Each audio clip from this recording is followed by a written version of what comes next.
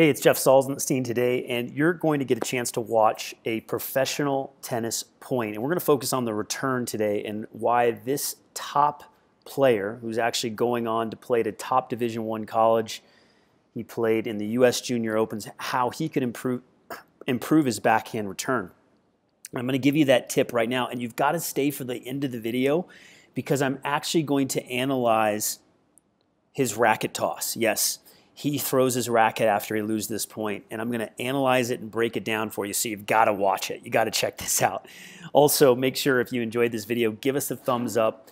The more people that give thumbs up, the more this video gets shared on YouTube, and it helps our channel. So I'd really appreciate it if you could do that for me. So we're going to watch this player return serve, and he's getting ready to return serve. I like how he's walking up and back. He's got a nice rhythm up and back.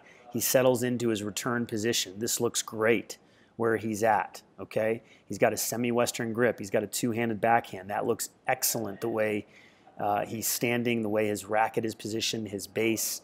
He's angled with his feet. That looks awesome. Again, this is a futures match. This is a professional tennis match. You can see great split step. He's in the air. When the ball is struck, he comes down, and now he gets jammed on this ball.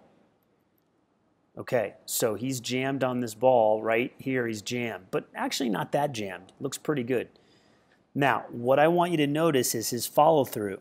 Notice how the racket goes here, and then it just goes over across like this.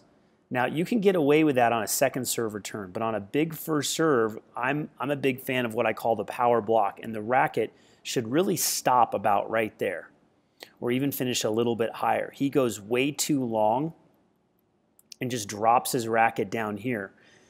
So I really want players to focus on their finish. I want the racket, when he finishes this swing, I want the racket there, and I want him to stop because he's absorbing the pace, he's absorbing the power, and he's just redirecting it. This long follow-through, and I see this with a lot of club players, this long follow-through causes mishits and problems. So I really suggest that you focus on your finish, what I call a power block, on the first serve return, especially when the ball comes fast.